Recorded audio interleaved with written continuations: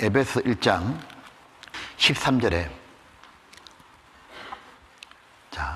그 안에서 너희도 진리의 말씀 곧 너희의 구원의 복음을 듣고 그 안에 또한 믿어 약속의 성령으로 인치심을 받았으니, 복음을 듣는데 믿는 동시에 성령님이 내 안에 오셔가지고 다가오셔서 도장을 콱 찍어주는 거예요. 성령님이 들어오시는 거예요. 그럼 어떤 일이 벌어지냐면 14절, 이는 우리 기업의 보증이 되사 그 얻으신 것을 구속하시고, 같이 볼까요? 그의 영광을 찬미하게 하려 하심이라. 입술이 바뀌는 거예요. 입술이 하나님을 찬양하는 입으로 바뀌는 거예요. 자, 이래 되죠. 정말 한 사람이 확실히 구원받으면 하나님이, 성령님이 내 마음에 오시게 되죠. 그러면 하나님을 마음에 두기 싫어하던 사람이 예수님을 보지 못했는데 사랑하는 거예요. 예수님이 너무 고맙고, 그래서 그 은혜에 보답하려고 그러는 거예요. 하나님이 나에게 무슨 말씀을 하든 무엇을 시키든지 내가 그대로 해드리고 싶은 마음이 생기는 거예요. 성령님이 들어오시니까 거룩한 성령이시잖아요. 놀랍게도 구원을 딱 받으면은 더 이상 죄 짓고 싶지가 않는 거예요. 죄를 버리고 싶고, 거룩하게 살고 싶고, 하나님 뜻대로 살아드리고 싶고, 그리고 세상은 잠시 뒤에 곧 망할 거니까 세상에 대한 욕망이 끊어지기 시작하죠. 그리고 하나님이 준비하신 영원한 천국을 소망하게 되죠. 구원받은 기쁨으로 그간의 삶의 슬픔과 탄식이 달아나는 겁니다. 그리고 하나님의 사랑에 완전히 사로잡혀가지고 완전히 다른 사람, 새 사람으로 바뀝니다. 기적 같은 일이 벌어지는 거예요. 마음이 부패해가지고 입술이 부정했던 사람이 구원을 확실히 받을 때 새 마음이 되고 입술도 바뀌는 겁니다. 이사야 57장입니다. 19절에 입술에, 같이 볼까요? 입술에 열매를 짓는 나 여호와가 말하노라.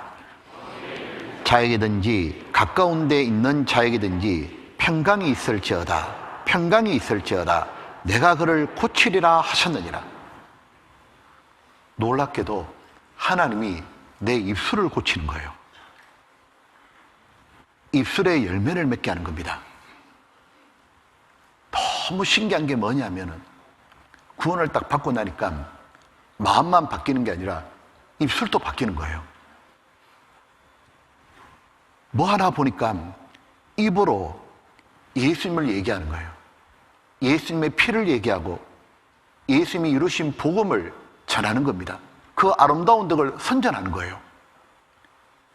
확실히 구원받은 사람에게 하나님이 주시는 축복이 뭐냐면 완전히 새로운 사람으로 바꾼다는 겁니다. 마음도 바뀌고 삶도 바뀌고 입술이 부정한 게 아니라 아름다운 입술. 아가서에 보게 되면 솔로몬이 자기가 사랑하는 여인, 술람미 여인에 대해서 이렇게 칭찬하는 거 들으셨죠? 그 입술이 홍색 실과 같고, 그러니까 루저는 빨간색이 최고인 겁니다. 그러니까 이렇게 발랐는데 홍색 실과 같다고. 왜 자기의 사랑한 아내에게 홍색 실과 같은 입술이라 그랬냐면, 구원받은 사람은 주님의 아내잖아요. 입술에서 피 얘기가 나오는 거예요. 예수님 피로 내가 구원받았다고, 예수님의 죽음이 너무 감사하다고. 그리고 사람들한테 가가지고 뭐 하느냐면 예수님의 죽음을 얘기하는 거예요. 십자가. 이 보면 하나님이 이사야의 입을 깨끗하게 해주신 이유가 뭐예요? 주님을 찬양하고 주님의 복음을 전파하라고. 하나님 우리를 구원해 주신 이유, 마음과 입술을 고쳐주신 이유가 뭐예요? 주님을 찬양하고 주님의 하신 일, 복음을 선포하라고. 이 하나님이 정말 자기에게 다가오면 이와 같은 구원이 실제로 이루어지는 겁니다. 이제 여러 번 말씀을 들었는데도요, 이제 구원이 안 되는 분이 있잖아요. 머리는 알겠는데 진짜 구원이 안 되는 겁니다. 왜 그럴까요? 한마디로 말하면 하나님이 그에게 안 다가오신 거예요. 그가 하나님께 오지 못하도록 하나님이 뿌리쳐버리는 겁니다. 왜냐하면 교만하기 때문에 그래요. 어떤 사람은 전도집의 말씀을 듣잖아요. 여러 번 들어도 자신이 심판받을 거라, 나는 죽으면 나는 죄 때문에 심판받고 지옥에 떨어질 것 같은 두려움에 잡히질 않아요. 그리고 구원의 기쁨과 감동이 임하질 않아요. 피리를 불면은 춤을 추고 초상집에 가면 울어야 되잖아요. 잔치집에 가면 춤을 춰야 되잖아요. 죄와 심판에 초상집에 가는 소리 같은 걸 들어도 울지도 않고, 잔치집에 간 기쁨처럼 구원의 복음을 들어도 기뻐하지 않는 거예요. 그냥 냉랭한 겁니다.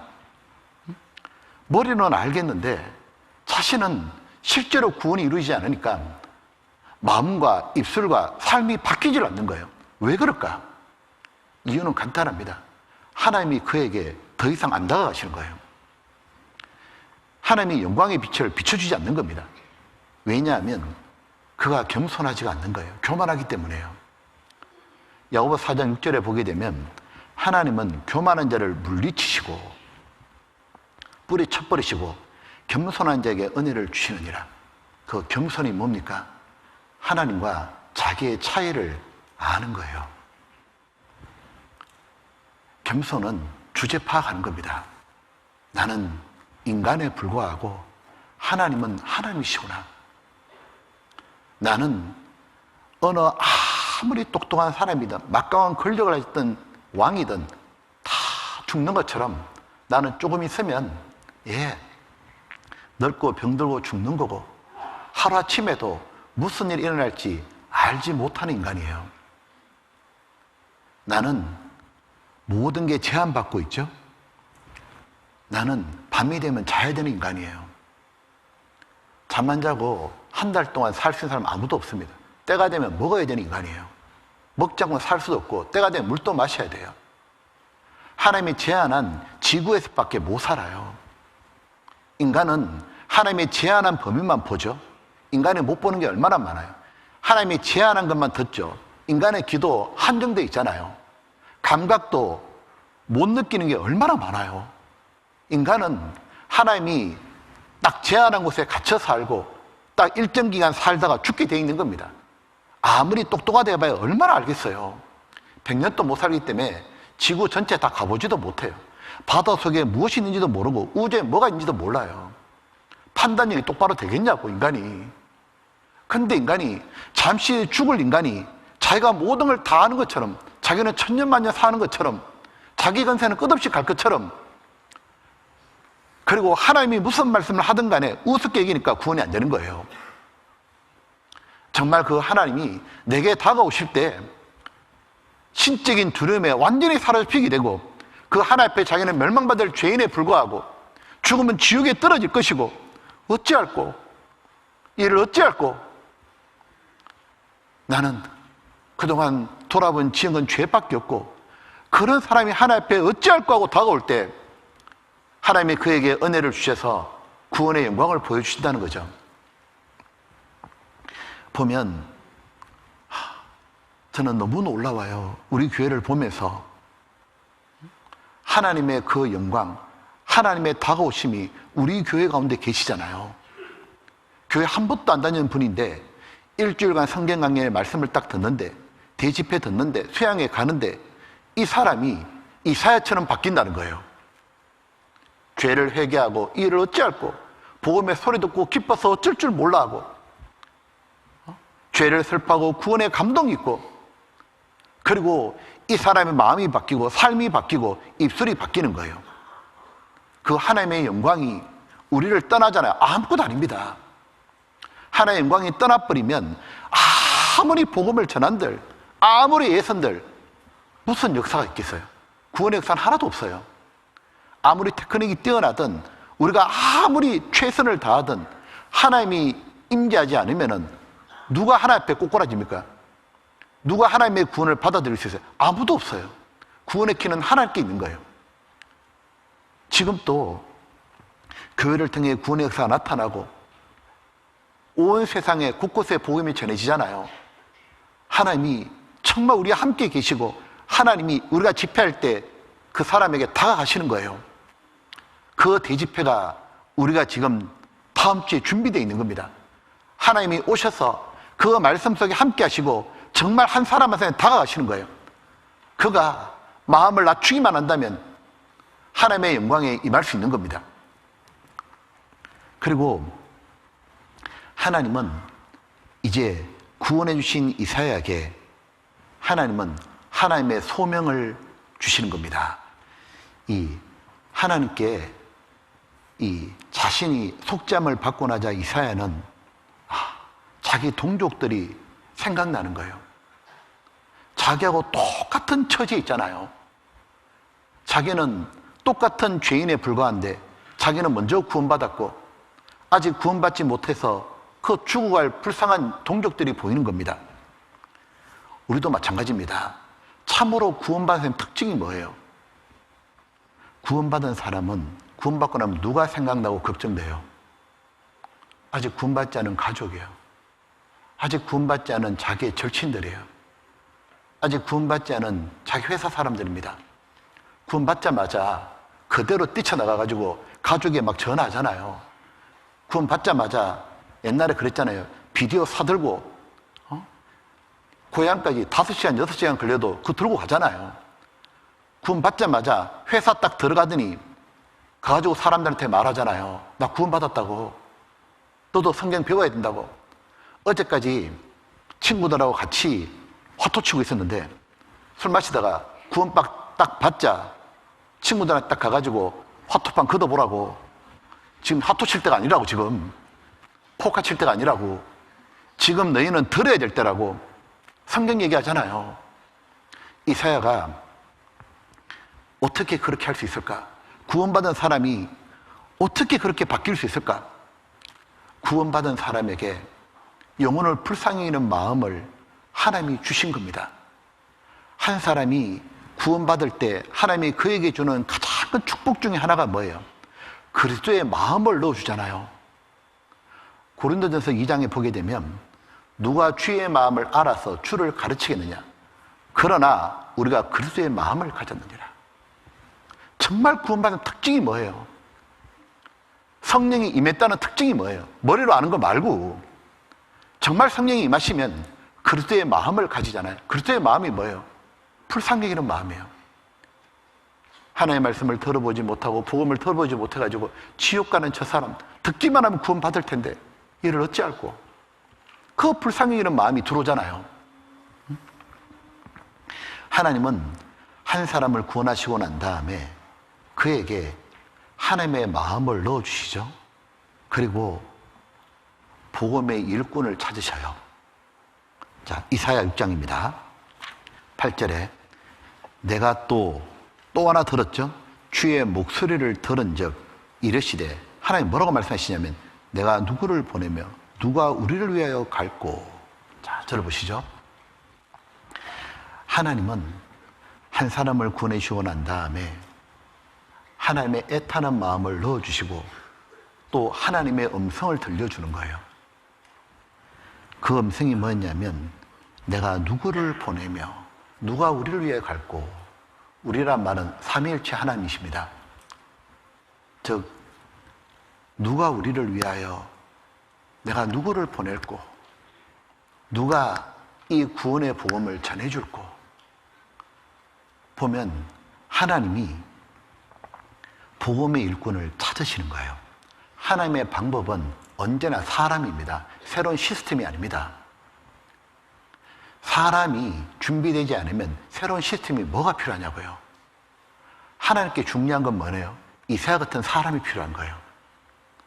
그 당시에 많은 사람이 필요한 게 아니라 이사야처럼 하나님의 마음을 받은 사람, 시스템이 아니고 하나님의 마음을 가지고 하나님께 나아가는 그 사람이 필요한 거예요.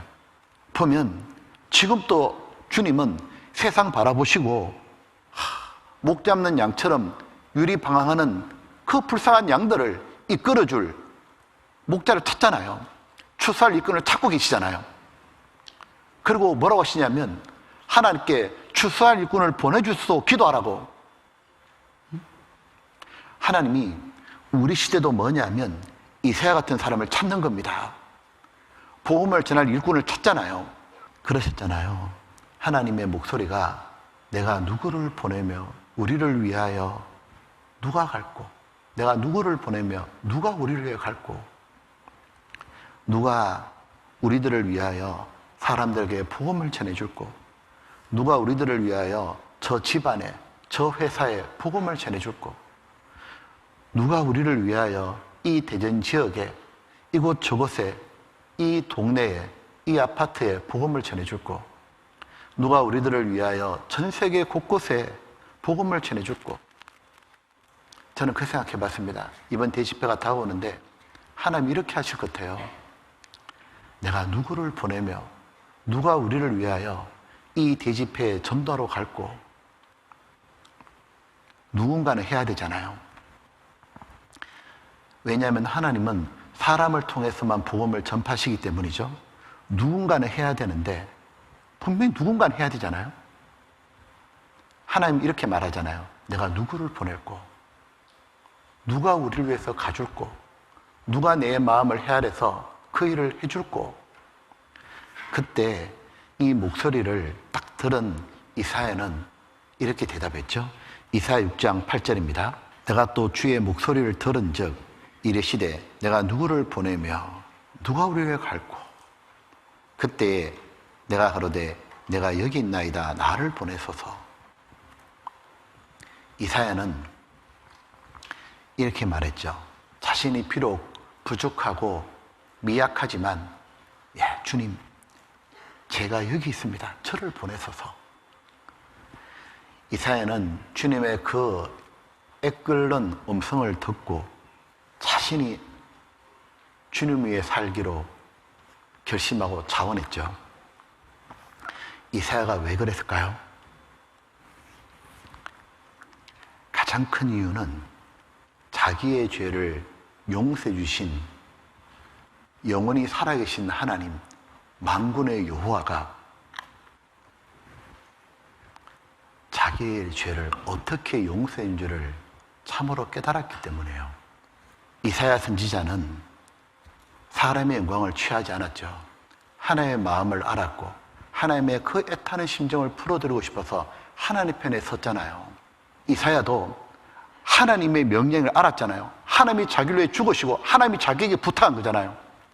그러자 이사야는 하나님을 버리고 떠난 이스라엘 백성들에게 가서 외치기 시작했죠. 60년 정도 사역했습니다. 구원받은 우리들이 오늘날의 이사야잖아요. 우리들도 예수님이 하나님인 걸 알고 나를 위해 죽으신 걸 알잖아요. 그리고 그 하늘이 나에게 부탁한 게 뭐예요? 이 땅에 있을 동안에 이 복음 좀 전해주라. 사람들에게 만나가지고 네 최선을 다해서 이 복음을 좀 전해주라고. 예수님도 자원하는 마음으로 나를 사랑해서 생명을 바치고 해주셨잖아요. 구원받은 나도 주님을 사랑하니까 주님께 자기를 드리기를 자원하는 거죠.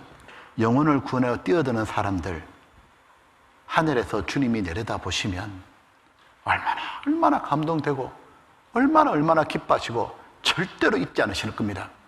절대로 잊지 않으실 거예요. 그리고 하나님은 그런 사람들을 통해 가지고 뭐냐면 하나님의 위대한 역사를 펼치시는 거예요.